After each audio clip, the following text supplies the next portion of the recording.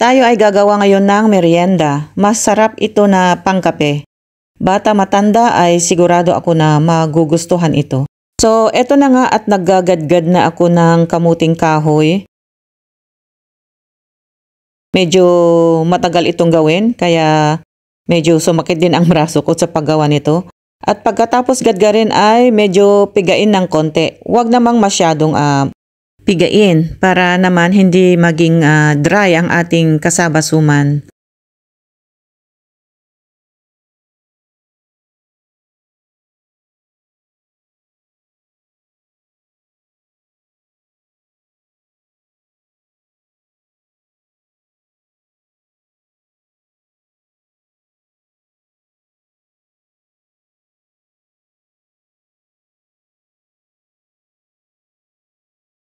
So, pagkatapos pigain, kailangan paghiwa-hiwalayin natin ang ating ginadgad dahil mas madali itong i-mix o kaya ihalo yung mga sangkap.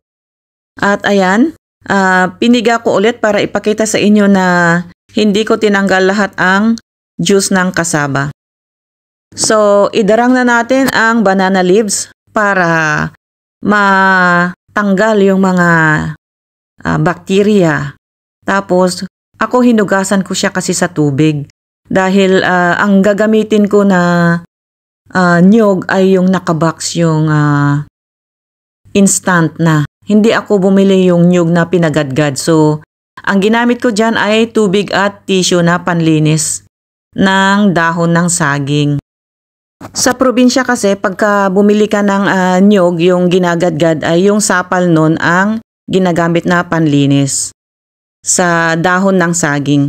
At ito na, naglalagay ako ng vanilla essence para pampabango at brown sugar. Isinunod ko naman ang coconut milk powder. Dito kasi sa ibang bansa, minsan depende sa grocery na pupuntahan mo na may paninda sila na niyog na yung papagadgad mo na. Pero yung sa pinupuntahan kong grocery, yung mga nakabox ang nabibili. Dito, nagdagdag pa ako ng brown sugar at saka coconut milk powder dahil kulang yung inilagay ko na pampalasa.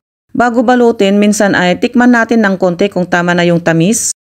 Dito sa ibang bansa ay mahirap maghanap ng mga magaganda at malalaki na dahon ng saging. Ito ay galing India. Buti na lang mayroon pang galing sa India at nabibili na ganito. Kaya kahit papano ay nakakagawa pa rin ako ng merienda pagka gusto ko. Pero minsan mabilis maubusan ng dahon ng saging sa groceries. At gaya ng nakikita nyo, yung dahon ay medyo natutuyo na yung dulo. So, pwede pa rin naman na gamitin basta makapaggawa lang ng gustong kainin na merienda. So, pwede na yan. Hindi naman ito pang business kundi pang konsumo lang sa bahay. Masarap kasi ito na ikape at itsaa.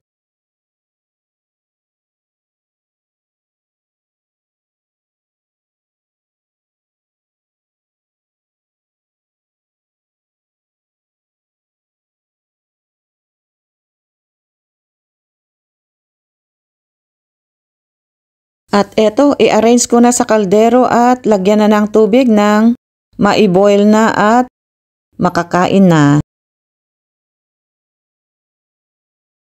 45 minutes ko ito na pinakuluan para sigurado na lutong-luto siya. At eto na, luto na nga siya. Kahit mainit pa pero excited na akong tikman.